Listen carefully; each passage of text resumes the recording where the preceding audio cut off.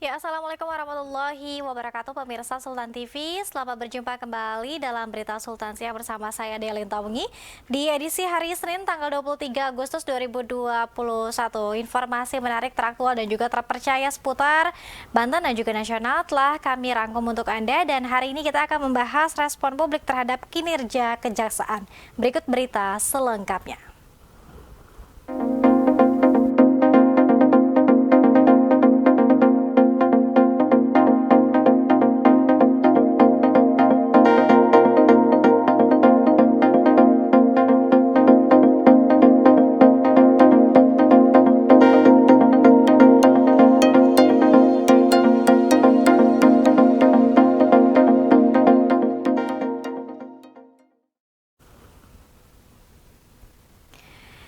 Ya, pemirsa Sultan TV, seperti kita ketahui bersama bahwa Kejaksaan Agung Republik Indonesia atau Kejagung RI ini telah berhasil membuka terkait dengan dua mega kasus, yakni Asabri dan juga PT Jiwasraya yang mengemuka dan juga sudah ditetapkan tersangka di Kejaksaan Agung RI.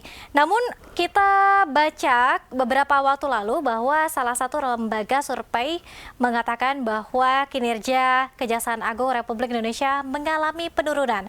Namun untuk membahas tema ini kita sudah terhubung dengan Bung Karyono Wibowo selaku Direktur Institut Politik Indonesia atau IPI. Assalamualaikum Bung Karyono. Waalaikumsalam.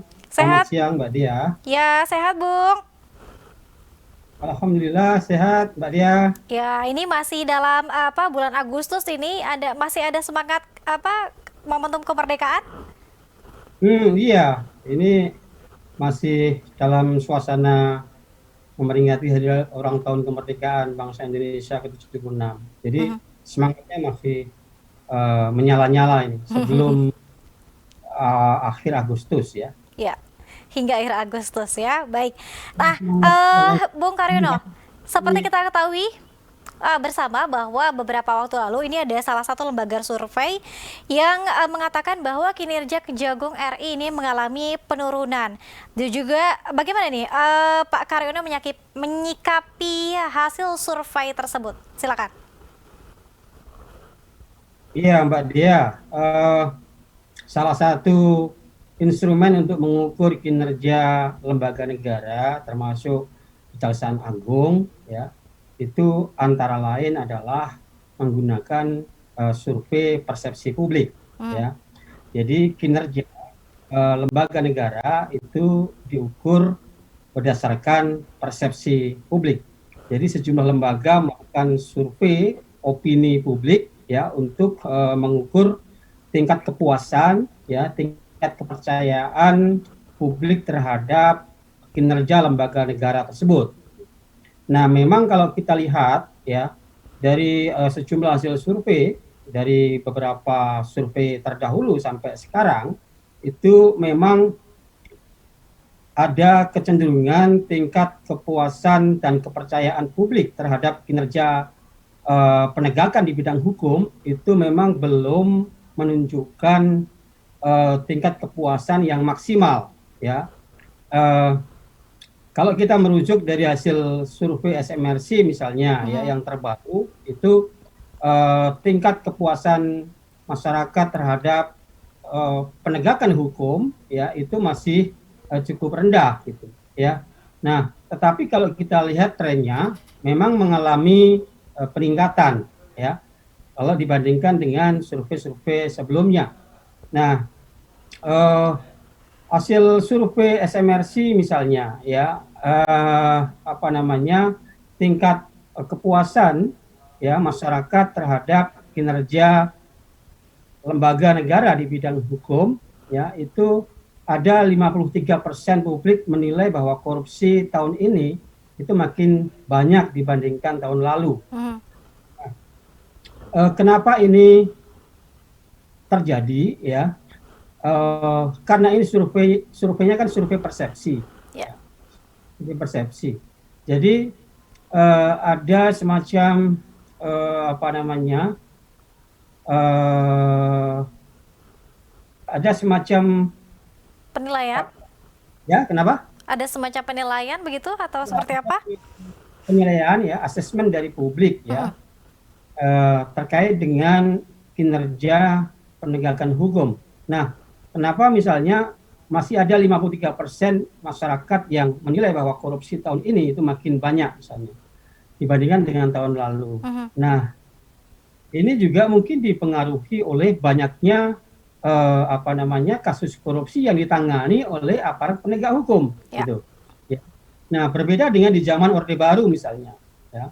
Eh, Mungkin tingkat apa penanganan masalah hukum itu tidak semasif pasca tidak semasif di era reformasi, gitu. Ya. Nah, di era reformasi hingga saat ini kan sistem terbuka, ya, ada keterbukaan di situ. Mhm. Kemudian ada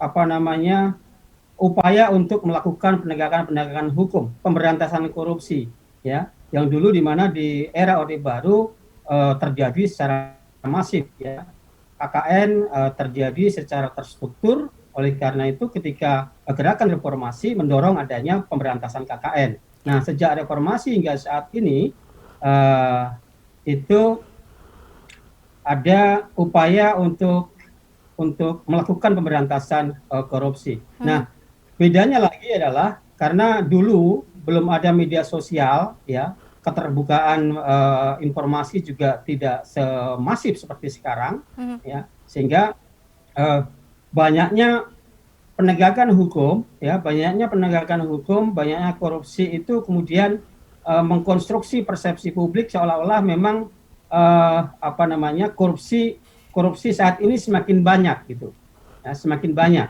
Nah, karena apa? Karena ada keterbukaan informasi. Karena aparat penegak hukum berusaha untuk menangani perkara-perkara korupsi itu. Nah, karena semakin banyak perkara korupsi yang ditangani, maka ini membentuk opini publik, ya, persepsi publik seolah-olah eh, korupsi itu lebih banyak sekarang dibandingkan sebelumnya, gitu. Mhm. Nah, karena survei ini kan survei persepsi publik.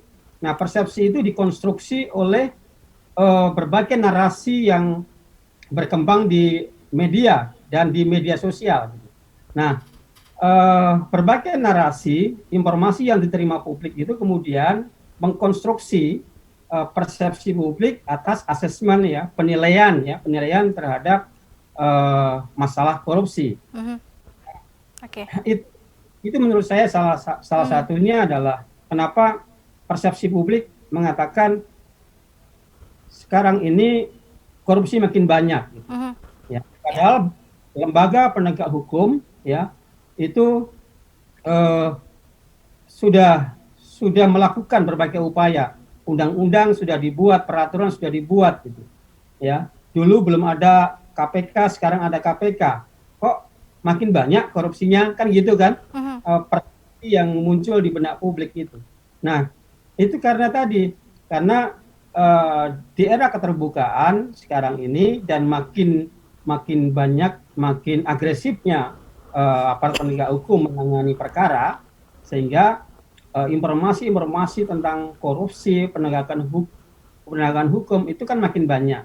Nah, sehingga itu mempengaruhi persepsi publik, Mhm. eh, ya, sehingga mereka menilai korupsi sekarang ini justru semakin banyak Ya. dibandingkan sebelumnya. Mhm. Nah, Baik. belum tentu gitu. Mhm. Karena apa? Misalnya di era Orde Baru kan belum ada keterbukaan informasi. Mhm. Baik. Korupsi dilakukan secara sembunyi-sembunyi, gitu, ya. Dan mungkin aparatnya juga tidak semasif seperti di era reformasi hingga sekarang. Ya.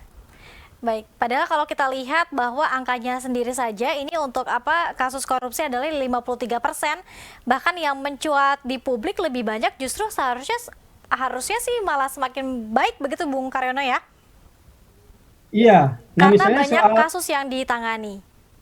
ya, misalnya soal gini, di survei SMRC itu yang Hmm. terbaru, ya, itu tingkat kepercayaan publik terhadap kinerja kejaksaan, lembaga kejaksaan itu 59%, ya.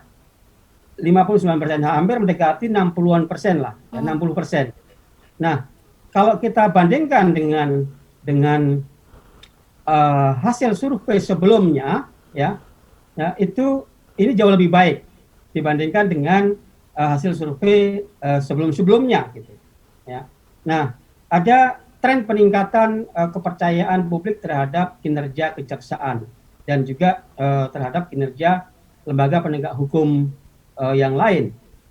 Nah, kalau kita lihat data-datanya itu ada tren menuju perbaikan, ya, yang diukur dari tingkat kepuasan masyarakat terhadap kinerja aparat penegak hukum. Nah, karena ini survei opini publik, ya, maka ada variabel yang memengaruhi persepsi publik tersebut, ya, yaitu informasi yang dikonsumsi oleh publik, ya, itu memengaruhi persepsinya terhadap penilaiannya terhadap lembaga negara, ya, termasuk kejaksaan. Nah, oleh karena itu berbagai capaian-capaian yang positif ini kan kurang masif menurut saya, ya, baik itu dari kejaksaan maupun lembaga hukum yang lain, gitu, ya. Jadi ini harus berpacu, gitu. Kebanyakan kan yang mendominasi informasi di ruang publik itu adalah korupsinya, hal-hal yang negatifnya, gitu. Ya. Yang positifnya ini kurang. Nah, misalnya beberapa capaian kinerja kejaksaan misalnya, ya, di mana kejaksaan, ya, itu mulai berani untuk menyentuh kasus-kasus besar, ya, seperti kasus Asabri dan lain sebagainya, ya, kasus Joko Chandra dan lain sebagainya, gitu, ya, mampu menyentuh, sudah mulai berani untuk menyentuh kasus-kasus besar. Nah, begitu juga misalnya capaian keberhasilan yang dilakukan oleh lembaga negara di bidang hukum, ya, kejaksaan dalam hal ini misalnya kejaksaan itu berhasil menyelamatkan keuangan negara sebanyak 19,2 triliun misalnya pada tahun 2020, ya. Kinerja kejaksaan di tahun 2020 itu berhasil menyelamatkan keuangan negara sebanyak 19,2 triliun, kemudian berkontribusi untuk penerimaan negara bukan pajak, ya, sebesar 346,1 miliar, ya. Nah, kemudian juga di bidang perdata dan tata usaha negara, ya, dalam rangka penanganan COVID-19, ya, kejaksaan juga melakukan pendampingan hukum dengan nilai total 38,7 triliun, ya, dan juga melakukan pendampingan kebijakan pemulihan ekonomi nasional, ya, dengan total anggaran 68 dengan total nilai 68,2 triliun. Nah, kemudian banyak capaian-capaian lagi juga seperti misalnya penyelamatan keuangan daerah, ya, di bidang perdata dan tata usaha negara, ya, sebanyak 239,5 triliun dan 11,8 juta US dollar, ya. Dan masih ada lagi misalnya pemulihan keuangan negara, ya, yang yang berhasil dilakukan oleh kejaksaan, misalnya ada 11,1 triliun dan 406.000 dolar Amerika Serikat, ya. Dan juga misalnya terkait dengan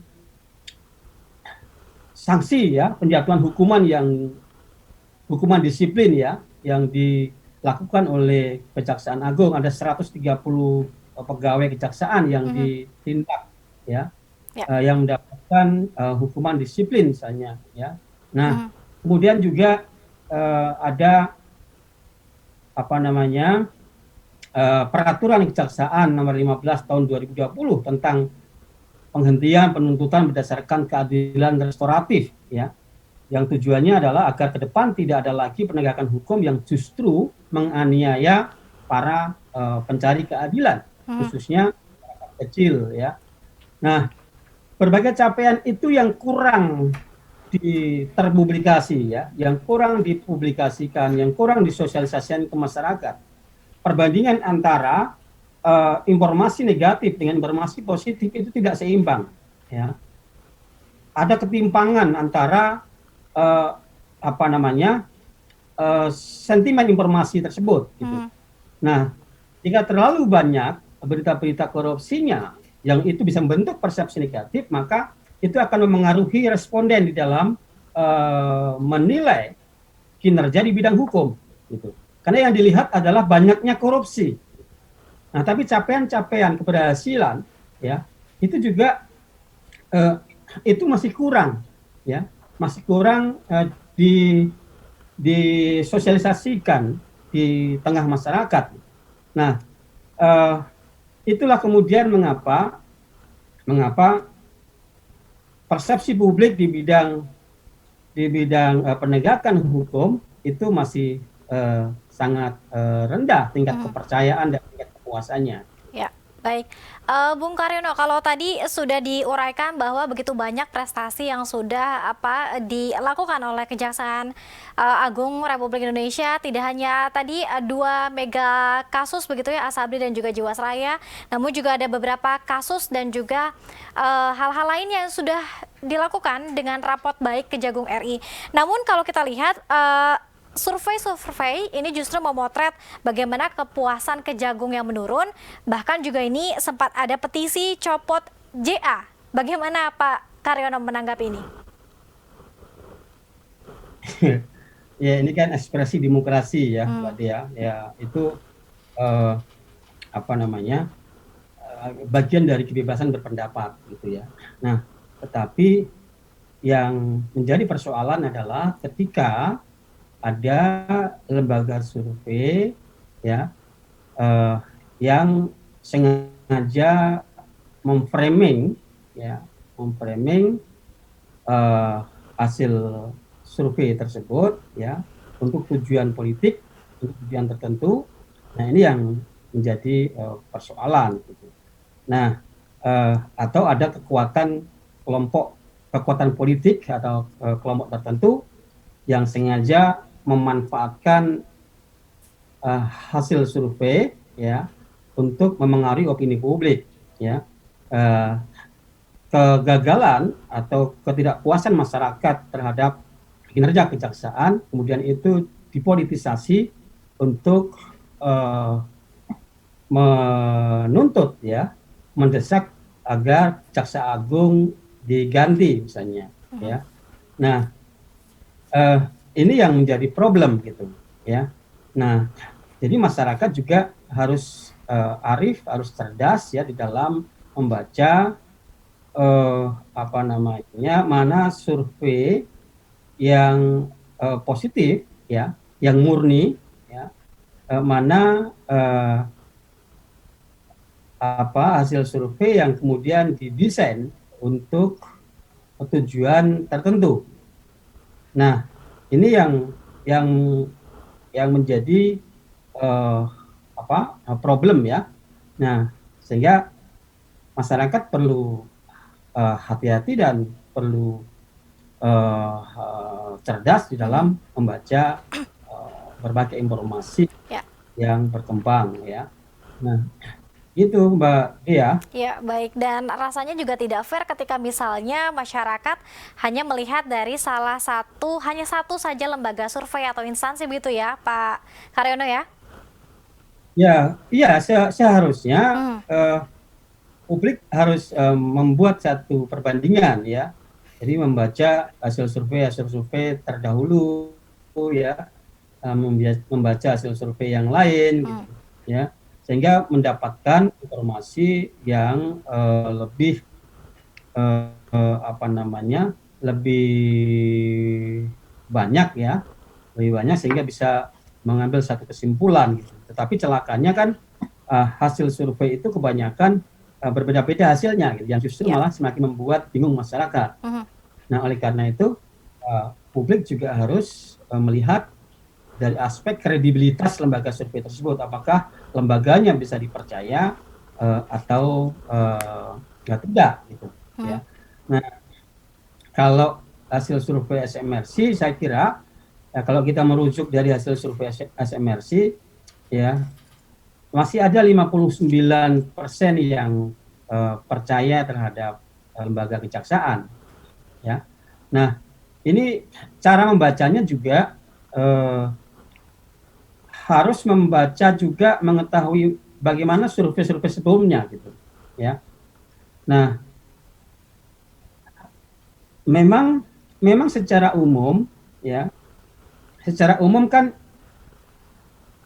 persepsi publik ya, kepercayaan publik terhadap terhadap penegakan hukum di tanah air itu kan memang masih masih rendah ya, belum maksimal gitu Hmm. ya, belum maksimal. Nah, eh, kalau menurut hasil survei SMRC kan ada 41,2% ya, publik menilai penegakan hukum di tanah air itu masih buruk ya, dan sangat buruk gitu ya. 41,2%. Memang angka ini uh, cukup tinggi ya. Nah, tetapi yang percaya kan lebih dari 50% gitu Hmm. ya. Nah, ini juga harus dilihat bagaimana trennya gitu ya. Bagaimana trennya. Karena memang kalau menurut saya ya tren tingkat kepuasan publik terhadap lembaga penegak hukum ya itu makin meningkat tingkat kepercayaan, tingkat kepuasan kinerja penegakan hukum ya Ya. dibanding dengan apalagi kalau dibandingkan dengan Orde Baru misalnya Hmm. di era Orde Baru. Nah, kenapa angkanya masih cukup besar ya? Ada 40-an lebih yang tidak percaya ya dengan kinerja dengan lembaga penegak hukum itu. Nah, dan ini harus menjadi apa namanya pemacu semangat gitu ya bagi aparat penegak hukum untuk meningkatkan kinerjanya ya agar lebih baik sehingga tingkat kepuasan dan tingkat kepercayaan masyarakat nanti semakin meningkat Hmm. gitu. Baik, ini Nah menjadi ini tantangan juga ya, Pak Karyono ya, ya. tantangan juga gitu. Hmm. Hasil survei penting juga untuk memberikan informasi kepada lembaga negara di bidang hukum ya agar agar hasil survei ini memacu kinerja yang lebih baik lagi ke Hmm. depan. Gitu. Oke, baik. Bung Karyono, bagaimana kemudian kalau kita melihat kinerja Kejaksaan Agung menurut Bung Karyono saja begitu terlepas dari apa hasil survei dan lain sebagainya, seperti apa sebetulnya kinerjanya saat ini, Bung? Ya, kalau menurut saya seperti yang saya sampaikan di awal tadi, ya, ya sudah mulai ada perbaikan ya, sudah mulai ada kemajuan gitu. Yang dulu Kejaksaan Agung itu dianggap tidak berani ya mengungkap kasus-kasus besar ya. Nah, sekarang sudah mulai berani ya. Kasus Jiwasraya, Asabri dan lain-lain ya. Nah, itu juga sebuah kemajuan. Nah, catatannya adalah eh, kejaksaan itu harus semakin berani. Ini harapan saya ya, harapan saya. Kejaksaan harus semakin berani untuk menangani kasus-kasus besar. Ya, selain berani, ya, kejaksaan harus melakukan akselerasi ya, percepatan menangani perkara tadi. Ya, perkara-perkara korupsi harus cepat. Nah, ini yang menjadi penilaian masyarakat selama ini ya. Secara umum kan masyarakat yang tidak percaya dengan kinerja lembaga penegak hukum ya, lembaga hukum itu karena salah satunya adalah kurang berani mengungkap kasus-kasus besar. Nah, dalam persepsi publik itu kan masih tertanam hingga saat ini.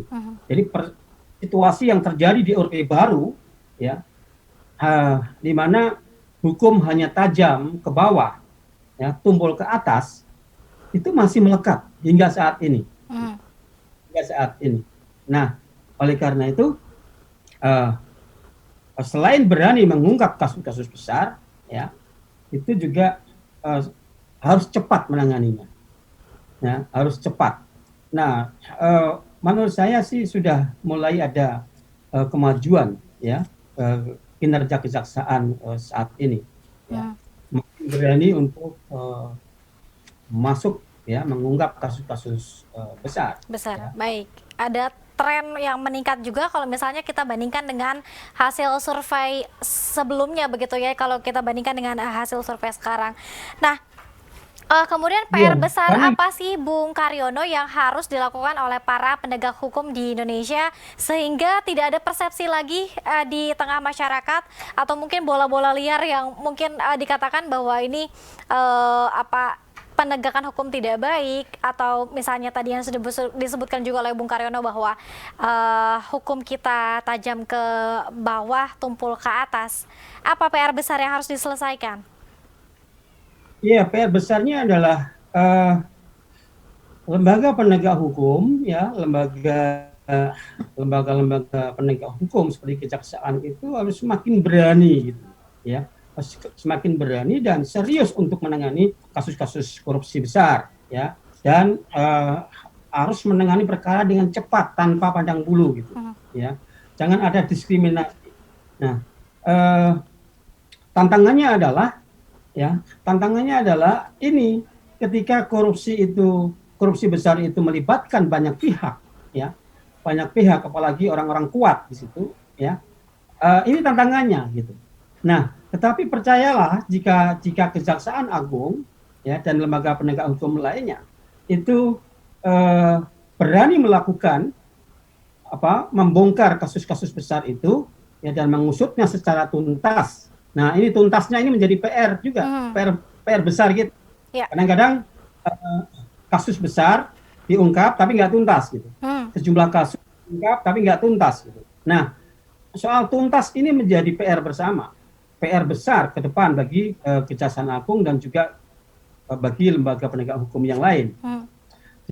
Selain berani, kemudian cepat dan tuntas, gitu. Ya. Berani, cepat, tuntas. Tiga kata itu Ya. menjadi PR besar bagi Kejaksaan Agung dan lembaga-lembaga penegak hukum yang lain. Mhm.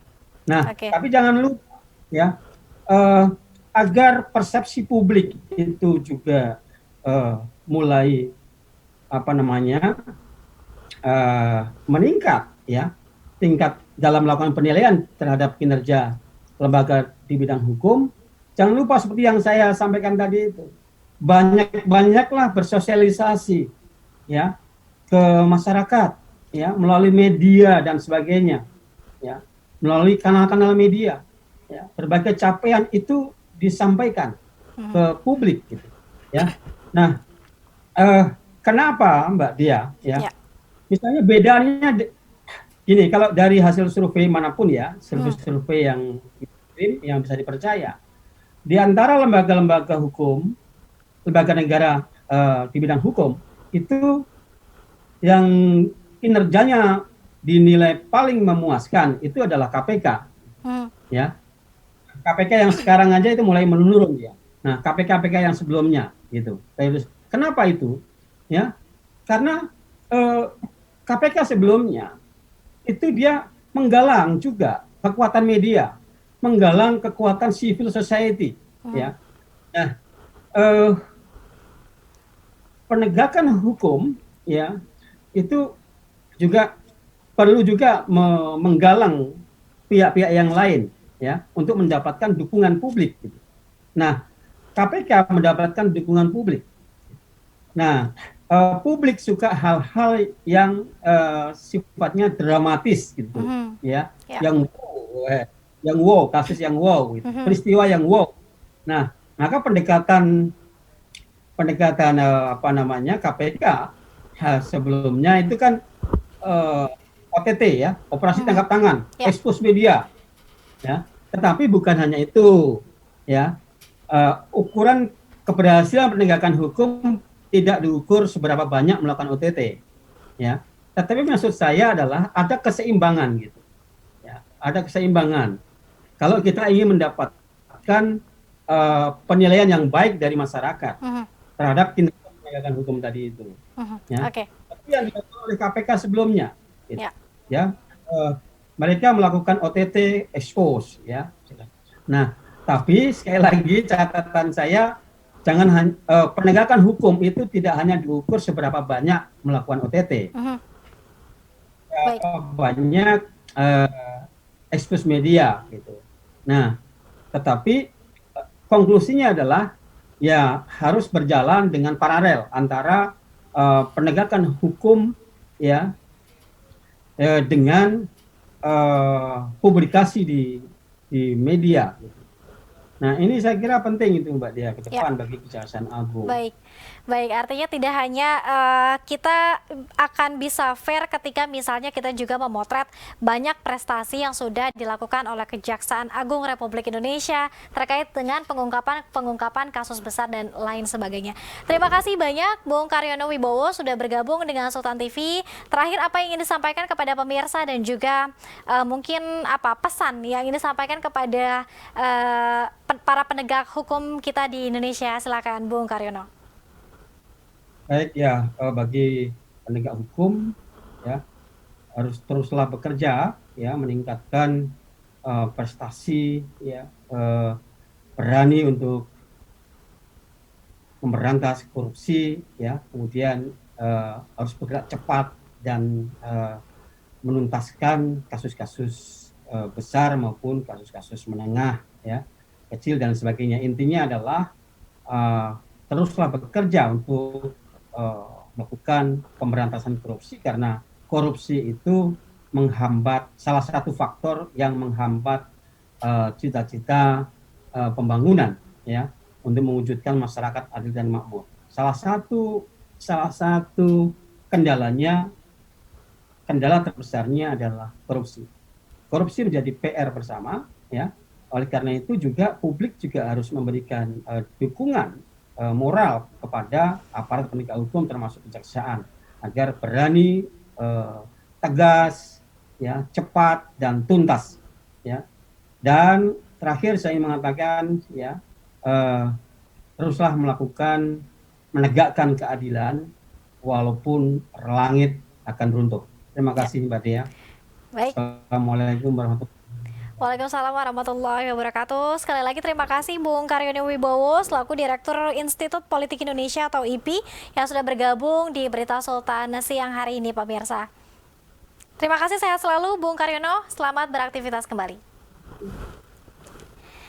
Ya, pemirsa, usai pembahasan kita hari ini, besok tentunya kita akan hadir kembali di dalam Berita Sultan lainnya. Akhir kata, saya Dia Lintawengi beserta seluruh kerabat kerja pamit undur diri. Terima kasih atas kebersamaan Anda. Wassalamualaikum warahmatullahi wabarakatuh.